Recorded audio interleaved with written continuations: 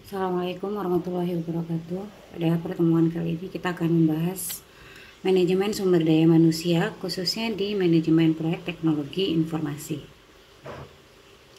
Definisi dari manajemen sumber daya manusia itu sendiri ini adalah dalam sebuah proyek ini adalah proses mengorganisasikan dan mengelola atau menempatkan orang-orang yang terlibat dalam proyek sehingga orang-orang tersebut atau sumber daya manusia tersebut ini bisa dimanfaatkan potensinya secara efektif dan efisien.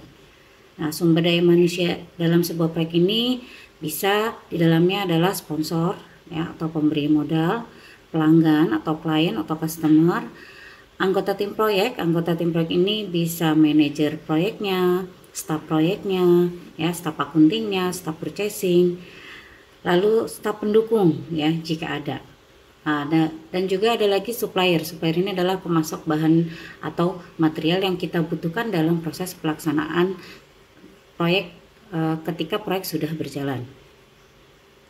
Tahapan dari manajemen sumber daya manusia yang pertama ini adalah perencanaan sumber daya manusia, yaitu proses mengidentifikasi dan mendokumentasikan perencanaan seseorang dalam sebuah proyek, tanggung jawabnya, lalu bagaimana hubungannya report orang tersebut dengan orang-orang lain di dalam proyek tersebut. Lalu tahapan yang selanjutnya adalah akuisisi tim proyek. Akuisisi tim proyek ini adalah salah satu usaha untuk mendapatkan sumber daya manusia yang sesuai kebutuhan untuk menyelesaikan sebuah proyek. Tentunya sumber daya manusia ini adalah yang dipilih adalah yang memang memiliki skill yang dibutuhkan pada pelaksanaan proyek tersebut. Tahapan selanjutnya adalah membangun tim proyek, di mana pada tahap ini meningkatkan kompetensi dan interaksi anggota tim proyek baik secara individual maupun secara berkelompok untuk meningkatkan kinerja proyek. Karena yang kita tahu di dalam tim proyek ini kita tidak hanya bekerja secara individual, tapi juga bekerja secara berkelompok. Nah, tentunya di sini harus ada interaksi yang baik antara tim proyek sehingga kinerja proyek ini bisa berjalan dengan baik. Selanjutnya adalah mengelola tim proyek. Mengelola tim proyek di sini adalah kita dengan cara memantau kinerja tim proyek tersebut dengan memberikan masukan ya atau motivasi, solusi ataupun sekedar koordinasi dalam rangka meningkatkan kinerja proyek. Tinjauan umum manajemen sumber daya manusia ya, di sini ada beberapa tahapan ya, ada project human resource management ya, ada human resource planning ya, lalu ada acquire project team, di sini ada develop project team dan memanage project tim itu sendiri. Di sini di masing-masing bagian ini ada inputannya, lalu ada beberapa tool dan teknik yang bisa kita gunakan. Lalu untuk outputnya berupa apa? Contohnya di sini untuk yang bagian perencanaan ini inputnya adalah enterprise environmental factor, ya. Lalu organisasi proses asetnya, lalu project management plan-nya seperti apa, kegiatannya, sumber dayanya yang dibutuhkan apa saja. Ini ada pada tahapan inputan. Lalu pada tahapan tool dan teknik. Ya, di sini kita bisa menggunakan toolsnya adalah organization chart dan position description, atau juga bisa menggunakan networking atau organizational theory.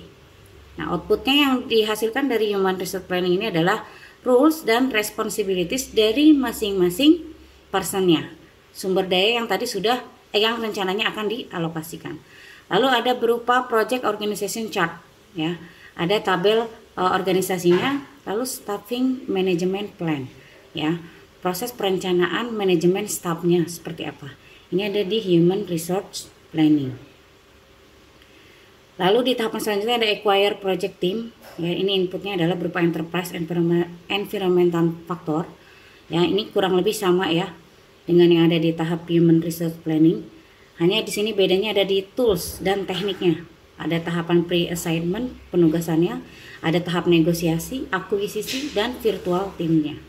Ya, kalau pada acquire project team ini yang dihasilkan outputnya adalah project staff assignment, penugasan staff projectnya sudah ada. Lalu resource, ketersediaan sumber dayanya seperti apa. Lalu staffing management plan-nya yang paling baru ya, yang tadi sudah kita update dari tahapan perencanaan sebelumnya. Lalu ada develop project team, ya. Kalau pada develop project team ini kita bisa menggunakan toolsnya, menggunakan general management skill, ya. Jadi kita lihat dulu untuk skill management secara umum, ya. Lalu bisa juga dilakukan pelatihan, lalu team building activities. Ini sekarang sudah banyak perusahaan-perusahaan yang mulai menggunakan teknik team building activities, ya. Jadi kegiatan-kegiatan yang membangun team building antara tim proyek.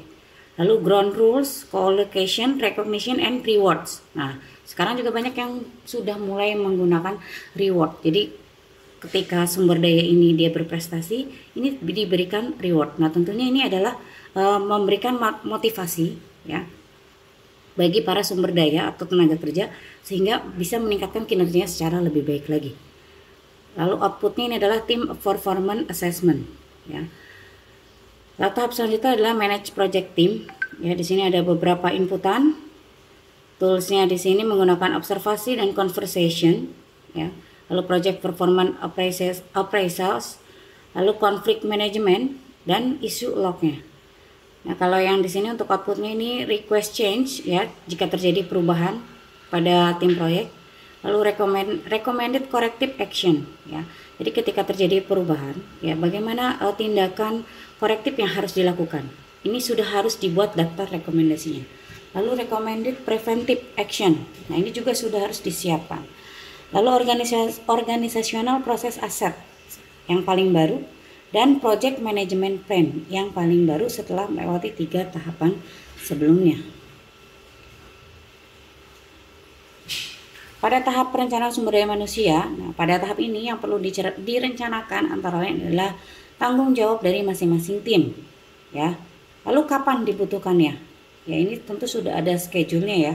Kalau kita buat di dalam Microsoft Project ini sudah ada detail kapan nih dibutuhkannya, tenaga kerja ini dibutuhkannya periode kapan, ya. Apakah di bulan Januari ataukah di bulan Februari. Ini sudah ada alokasi kapan mereka dibutuhkan tenaga kerjanya. Lalu diidentifikasi apakah dibutuhkan training untuk orang tersebut, ya. Karena biasanya training ini memang sering kali diberikan kepada tenaga kerja supaya meningkatkan skill mereka. Lalu rencana remunerasi dan reward. Nah, ini juga sering kali diberikan reward, ya, ketika tenaga kerja atau kita karyawan berprestasi ini mendapatkan reward. Lalu cara menilai kinerja seseorang. Lalu kriteria bagaimana menghentikan seseorang. Nah, ketika di dalam sebuah proyek ternyata tenaga kerja yang kita hire atau kita pakai ternyata tidak memenuhi kriteria atau justru menghambat jalannya proyek.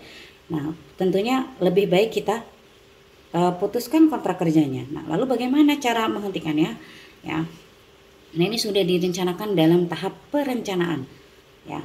Nah, perencanaan sumber daya manusia ini juga bisa dikatakan sebagai proses membuat organizational chart, staffing management plan dan RAM. Nah, jangan lupa juga memperhatikan kembali atribut dari activity list yang sudah kita buat, ya. Bisa di Excel activity list ya, atau bisa di proyek Microsoft Project, ya. Karena seharusnya di sana itu sudah kita identifikasi berapa banyak sih tenaga kerja yang kita butuhkan. Jadi di tahap perencanaan ini kita juga sudah tahu berapa banyak tenaga kerja yang nantinya akan dialokasikan pada proyek yang akan kita jalani. Roles and responsibilities. Di sini informasinya adalah peran anggota tim proyek. Misalnya kalau dalam proyek sistem informasi sebagai apa? Apakah dia sebagai programmer untuk membuat coding programnya, atau dia sebagai analis untuk menganalisa sebuah sistemnya, untuk membangun merancang sebuah sistemnya, kita akan membutuhkan tenaga ahli atau sistem analisnya.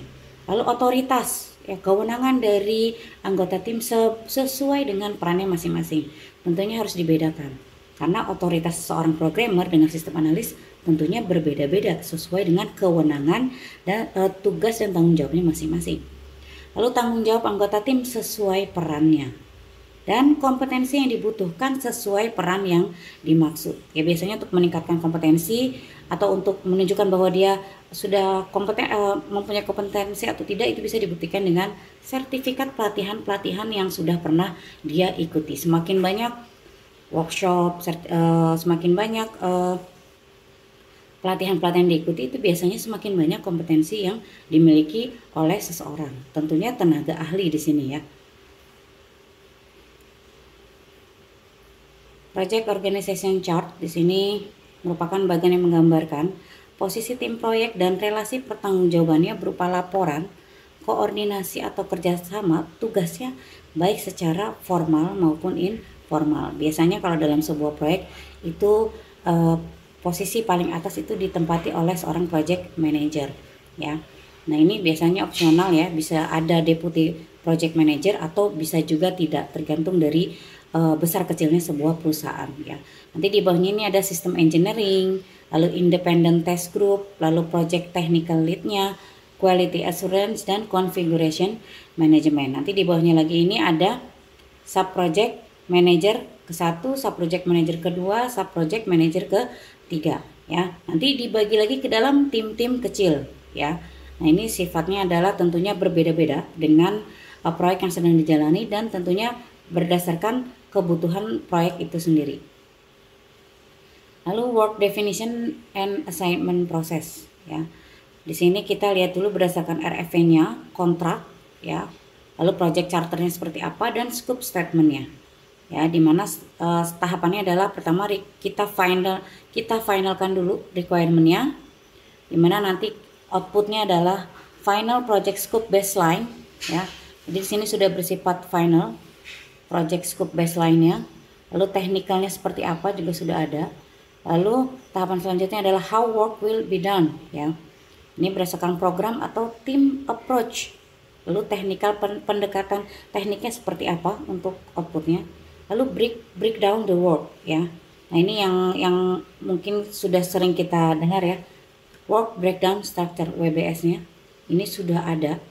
Jadi masing-masing pekerjaan ini kita pecah menjadi bagian-bagian lebih kecil, ya, berdasarkan aktivitas definisinya masing-masing. Lalu selanjutnya adalah assign the work, ya. Nah, di sini adalah organizational breakdown structure berdasarkan tanggung jawabnya masing-masing. OBS dan RAM. OBS ini adalah Organizational Breakdown Structure, di mana ini adalah bagian organisasi yang menggambarkan relasi antara unit-unit organisasi yang akan bertanggung jawab atau mengerjakan paket-paket tertentu. Sedangkan RAM atau Responsibility Assignment Matrix adalah matriks yang memetakan pekerjaan-pekerjaan sesuai WBS pada orang atau individu yang akan mengerjakannya sesuai OBS. Sini ada contoh RAM. Ada yang berdasarkan WBS activities-nya dan berdasarkan OBS unitnya. Di sini ada sistem engineering, software development, hardware development, test engineering, quality assurance, configuration management, integrated logistics support, dan training. Di sini masing-masing sudah ada bagannya ya, responsible organizational unit. Di sini kita tandai dengan R. Ya, kalau dia performing juga bisa ditambahkan R dan P-nya. Ya, jadi responsible juga dan performing juga, ya. Tapi tidak semuanya, ada yang hanya responsible saja, tapi ada juga yang hanya performing saja, atau ada yang dua-duanya, ya. Ini tentunya disesuaikan dengan kebutuhan proyek itu sendiri. Selanjutnya RAM yang berkaitan dengan stakeholder, ya. Stakeholder, misalkan stakeholdernya kita ada A, B, C, D, dan E. Masing-masing itemnya ada unit test, integration test, system test, dan user acceptance test, ya. Di sini bisa kita identifikasikan apakah dia akuntabel, ataukah dia partisipan, ataukah dia review, ataukah dia input, ataukah dia sign off, ya. Ini tinggal dimasukkan saja. Stakeholder A ini ternyata dia adalah sign off required, ya, pada tahapan unit testnya, ya. Tapi misalkan di stakeholder B dia ternyata akuntabel di unit test, ya, sisanya dia hanya sebagai partisipan saja. Nah, ini tentunya juga disesuaikan dengan kebutuhan proyeknya masing-masing. Selanjutnya, kalau menggunakan metode teknik RACI atau sample RACI chart, ya. Jadi di sini bisa responsibility saja, tapi hanya satu R per tugas, ya. Lalu ada akuntabilitas, konsultasi, dan informasi. Ya, misalkan di sini ada tugas 1, 2, 3, 4, dan 5. Untuk grup A tentunya disesuaikan dengan kebutuhan proyek ya. Dia bisa responsibility lalu dia bisa juga konsultan juga, dia bisa juga akuntabilitas juga, dia bisa juga informasi juga. Ya, di 5 tugas ini dia mempunyai responsibility atau tanggung jawab yang berbeda-beda. Selanjutnya adalah Staffing Management Plan. Staffing Management Plan ini adalah rencana yang menggambarkan kapan dan bagaimana seseorang akan ditambahkan atau dihentikan dari tim proyek. Ya, jadi kita harus tahu nih kapan kita membutuhkan tenaga kerja tambahan atau kapan justru kita harus mengurangi tenaga kerja dari proyek yang sedang berlangsung. Nah, informasi yang terkandung di dalam Staffing Management Plan ini biasanya adalah dalam bentuk research histogram, cara akuisisi anggota tim, timetable, kriteria penghentian anggota tim, kebutuhan pelatihan atau training, remunerasi dan reward, kesesuaian dengan aturan peraturan ketenaga kerjaan dan keamanan. Di sini ada contoh dari research histogram. Di sini ada number of people, berapa jumlah orangnya, lalu bulan pelaksanaan proyeknya. Di sini untuk manajer ini 1 ya. Manajer ini 1. Di sini kita untuk bisnis analisnya kita butuh 2 ya. Di bulan Januari, Februari, Maret ini butuh 2 ya. Tapi di bulan April kita membutuhkan 1 saja ya. Di sini 1 saja ya. Lalu di bulan Januari, Februari ini kita membutuhkan 1 saja untuk programmer. Tapi di bulan Maret ternyata kita membutuhkan lebih programmernya ya. Kita butuh 1, 2, 3, 4 orang programmer ya. Lalu di bulan April nih kita butuh 1, 2, 3, 4 juga programmer, dan bulan Mei juga butuh 4. Tapi di bulan terakhir itu kita hanya butuh 1 orang programmer saja ya. Lalu untuk technical writernya di sini dibutuhkan ini baru di bulan April ini 1 orang, lalu di bulan Mei 1 orang, dan di bulan Juni juga 1 orang ya. Jadi ini untuk kebutuhan orangnya ini juga sudah disesuaikan dengan kebutuhan proyek itu sendiri. Jadi bisa saja di bulan ini dibutuhkannya ini 1 orang programmer, tapi di bulan lainnya kita membutuhkan lebih banyak programmer ya. Summary ya, isiannya ini adalah organizational chart, OBS, RAM atau RACI, dan Staffing Management Plan yang tadi sudah kita bahas ya. Selanjutnya masuk ke dalam materi akuisisi tim proyek. Akuisisi tim proyek ini ada research assignment, research loading, dan research leveling. Research loading dan leveling, di mana research loading ini mengacu pada jumlah sumber daya manusia yang ada berkaitan dengan jadwal pekerjaan proyek pada periode tertentu.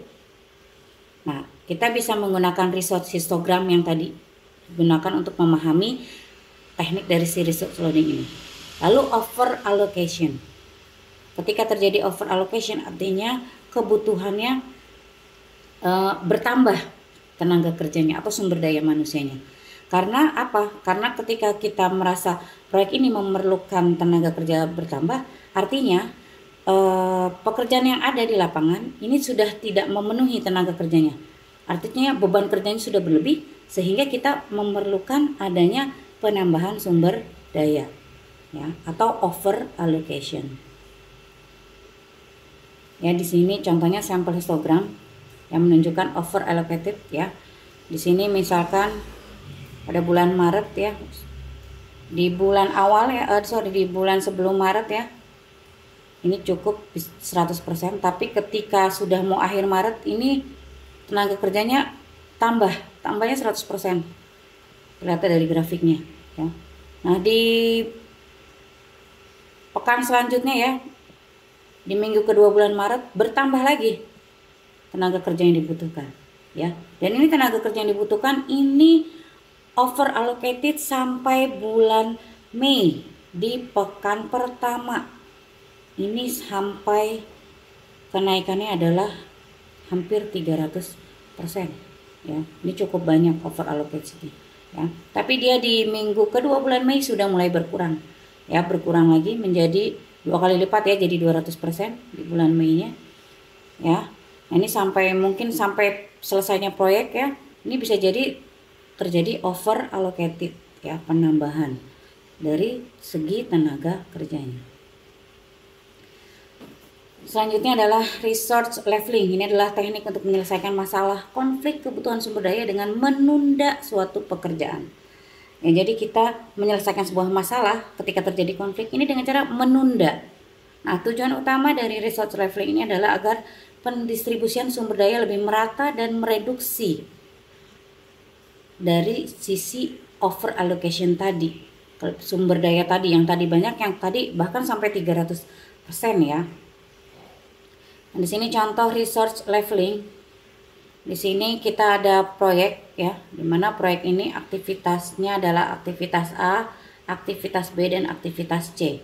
Dengan durasi masing-masing. Untuk aktivitas A ini adalah 2 hari, B ini adalah 5 hari, dan C ini 3 hari ya. Dimana aktivitas A ini mempunyai 3 hari slack ya. Karena kan tadi waktu terpanjang itu 5 hari ya.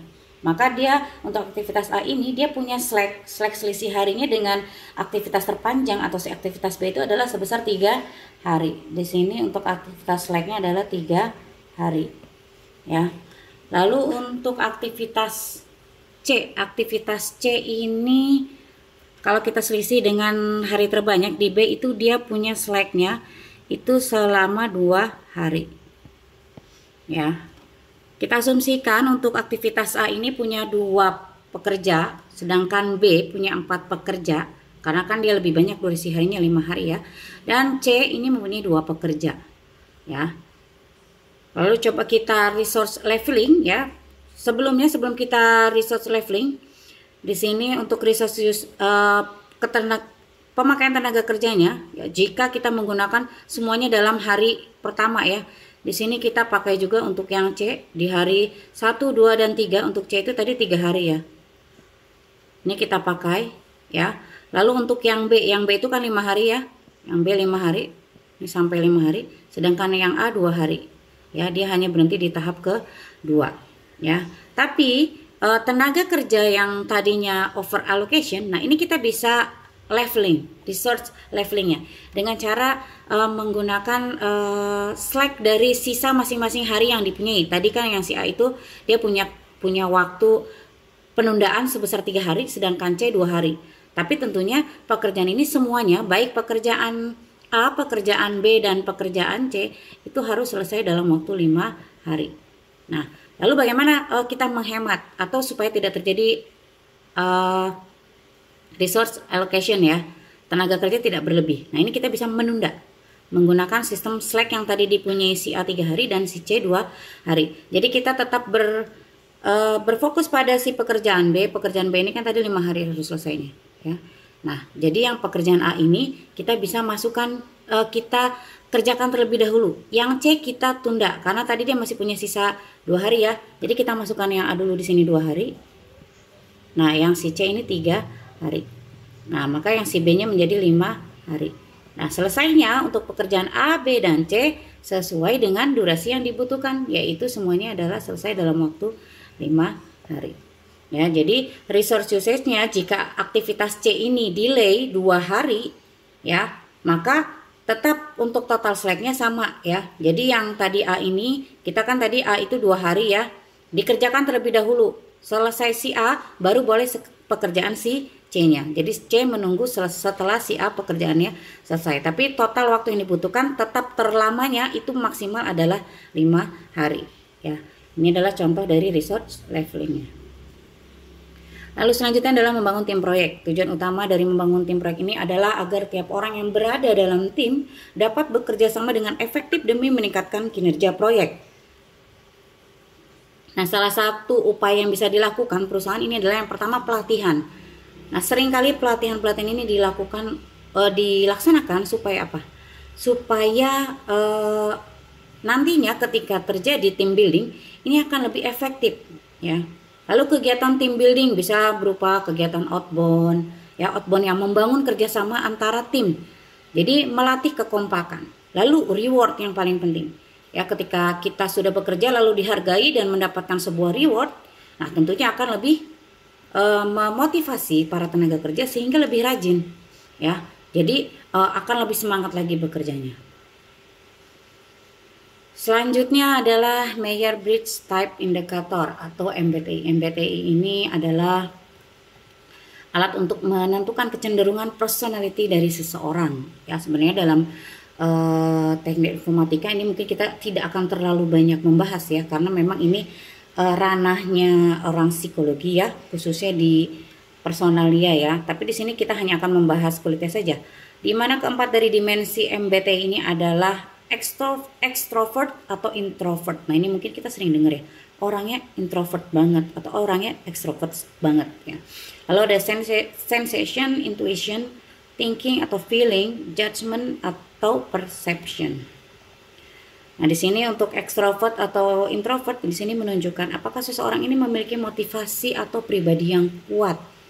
Sedangkan kalau introvert ini apakah dia butuh dorongan dari orang lain. Ya.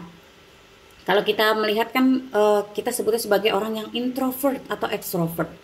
Ya, sebenarnya extrovert ini menunjukkan bahwa dia ini menikmati banyak interaksi sosial dan merasa semangat ya setelah bertemu dengan orang banyak. Ya, extrovert ya. Tapi ada orang yang sifatnya introvert ya. Dia ini lebih senang kepada interaksi sosial yang lebih sendirian gitu, dibandingkan lebih beramai-ramai. Orang ini lebih senang yang tipenya sendirian atau introvert ya. Lalu sensation, intuition yang menggambarkan bagaimana seseorang memperoleh informasi ya. Kalau orang yang bertipe sensation ini adalah orang yang perlu fakta, detail, realita ya. Jadi dia memerlukan fakta secara detail dan realitanya juga ya. Lalu kalau yang tipe N atau intuition ini adalah orang yang imajinatif, memiliki intuisi yang kuat, menggambarkan seseorang yang inovatif dan konseptual. Lalu ada juga yang thinking atau feeling. Ini biasanya berkaitan dengan cara mengambil keputusan. Kalau tipe thinking ini adalah orang yang objektif dan logis. Sedangkan tipe F atau feeling ini adalah orang yang lebih subjektif dan personal. Ya, biasanya mempertimbangkan nilai, pakai emosi juga, perasaan ketika mengambil sebuah keputusan. Berbeda dengan yang thinking, dia berpikir dulu secara objektif dan logis. Tapi kalau yang pakai perasaan ini biasanya pakainya emosi ketika mengambil keputusan. Lalu ada juga judging atau perception, dimana untuk yang judging ini ya, ini biasanya orang ini lebih senang yang lebih terstruktur atau terencana. Ya, tapi beda kalau yang perception. Perception ini biasanya lebih terbuka, fleksibel. Dia ini lebih mudah beradaptasi pada lingkungan yang berbeda-beda.